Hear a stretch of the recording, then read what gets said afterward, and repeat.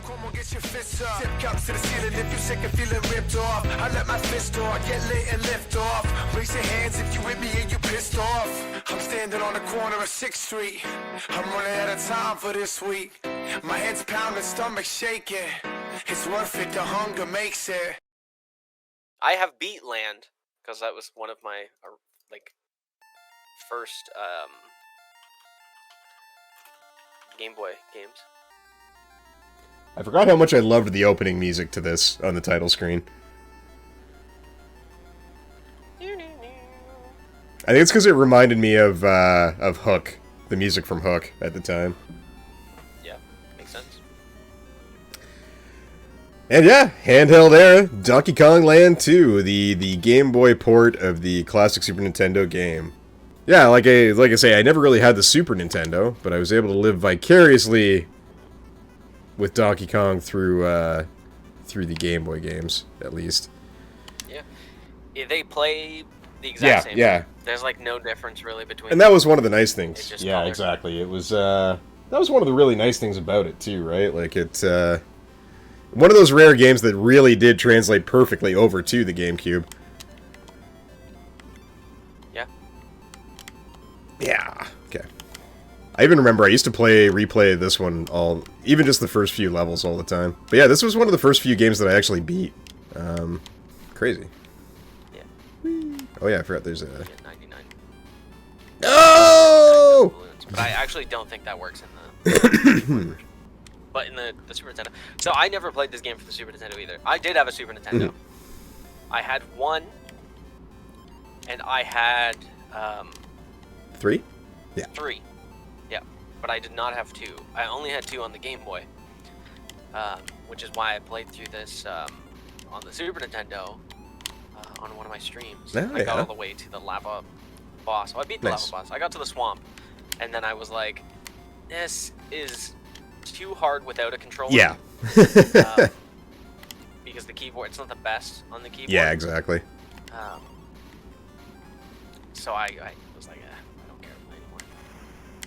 And then I eventually got a Super Nintendo controller, and then Wayne ate it because he's an asshole. And, now we don't have that anymore either. Oh, forgot. Needed it to get you out of the way.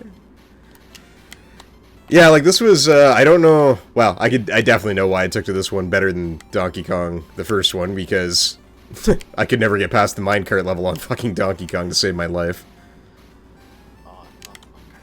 Whereas I was able to handle the amusement park levels here with some frustration, but I was at least able to get through them. Yeah, I mean, I think that the main reason that this one is probably the best one, like most people will say that this is the best of the 3, is because, this third one has the same issue as the first one, where you have a big slow character and a fast character, where in this one both of your characters are fast, and the fact that you can fly with Dixie just makes the game a million times easier. Exactly. Yeah, Dixie Kong was kind of this game series' answer to Knuckles, I think, in a lot of ways. She has the helicopter ponytail, as he just demonstrated there, and... For sure. I think they also realized how hard the first one was, yeah. The first one was, and I mean, I say hard, but I mean, they thought games were for kids back then, and I guess they were. Many adults didn't. Yeah, that was in the area where you could argue games generally were for a younger audience. Yeah. Definitely. So they were like, how do we make it easier? And it winds up having a really nice story element to it, really, too. I mean, it's Donkey Kong Land. It's not like the story is fucking wildly intense, but that worked. That worked out. That's not what I wanted to do, but I didn't die. That's the biggest thing. It worked out in the end. There was something that was really fun about these pirate ship being the first level too. I don't know, all the jumping and the climbing. I think it was a more fun first level than what the jungle levels were in the first one, and yeah, I mean, don't get me wrong, I love every single one of them. Yeah, it's a game franchise that's done very well. The only ones I haven't really played are the Donkey Konga series. I have the music one. Yeah, I was gonna say I thought you had them. The adventure one. I don't have the adventure one, but I do have at least the music. Because I bought the Congo, the bongos, so I have the music one because it comes with it. It's one of those things where I actually prefer Donkey Kong over Mario. Because most of the Mario games, I don't... You know, like, the first Mario is fun because it's the first Mario, but it's not like... No one goes back to it because they're like, you know what I love? The first Mario game. Like, no, the first Mario you love is Mario 3. Yes. That's the one with all the replayability. Like... And then Super Mario, or Super Mario World, where Donkey Kong, you can go back and play any of them, and even the remakes feel, not remakes, but the newer versions feel better. Now, I don't mean 64, because I don't, whatever, I don't care about Mario 64 or Donkey Kong 64. But, you know, Tropical Freeze and whatever the other one was called. Donkey Kong Country Returns and Tropical Freeze were both excellent games. I mean, and you're right. They feel exactly like the old ones do. They with a couple different features, but and then you get the Mario, you know, new ones, and they just feel soulless, and they make it like way too easy. It's like, here's a fucking every item you'll ever need in the first 10 seconds of a level, and then 10 more steps. Here's 5 more, and they just keep giving them to you because they're like, this is for children. Like, I don't know, those games just feel, even without the teamwork aspect or whatever, they just feel so lifeless. It feels like something is missing that makes Super Mario 3 and Super Mario World so much more exciting and you want to be there, instead of a game where you go, oh, I'm not doing anything. I'm like hitting forward and then I get to the end.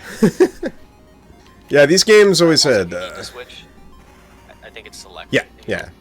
I'm taking some risks. I'm doing this as Diddy Kong for entertainment value of everybody else.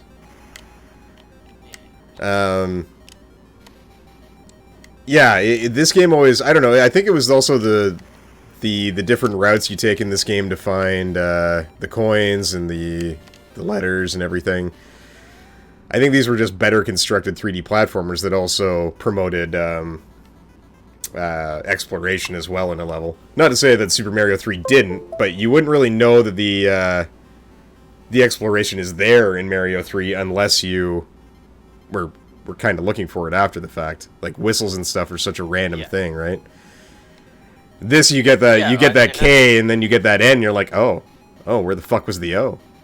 God damn it. Yeah. Oh, the infamous Donkey Kong water levels. No one wants to be a weird short. I'm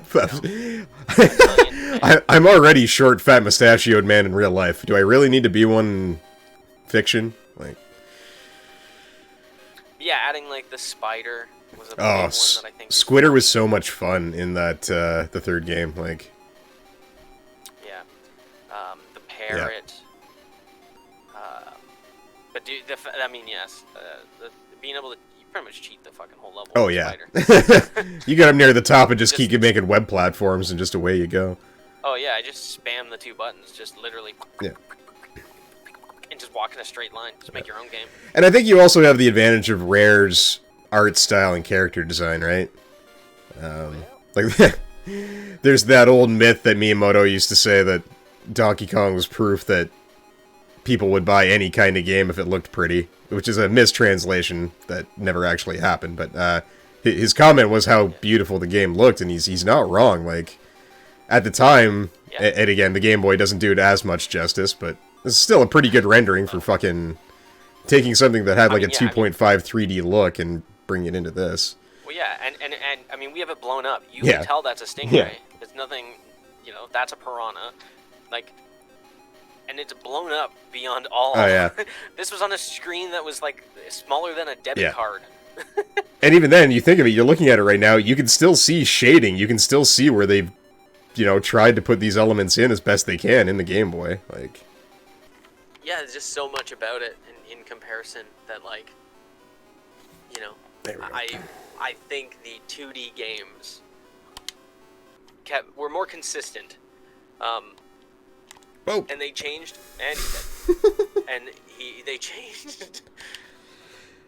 They changed what needed to be changed for the better, and then they tried something different with 3, and then went, okay, well, maybe all this stuff doesn't work that well. So then when they did Returns and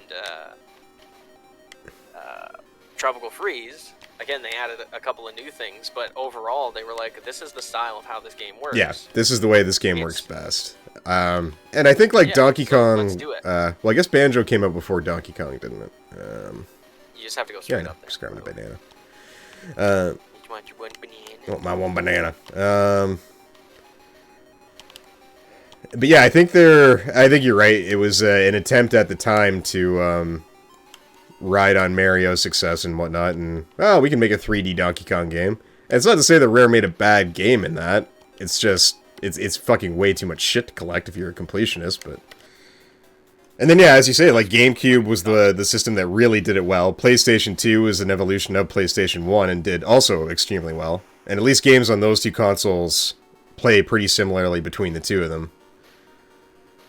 And then I think you were right. The Wii was another example of Nintendo trying to get experimental and not really putting out good games necessarily as they did games for that playstyle. Yep. And then I think we get the Switch as kind of that final good culmination of all that work over that time period. But yep.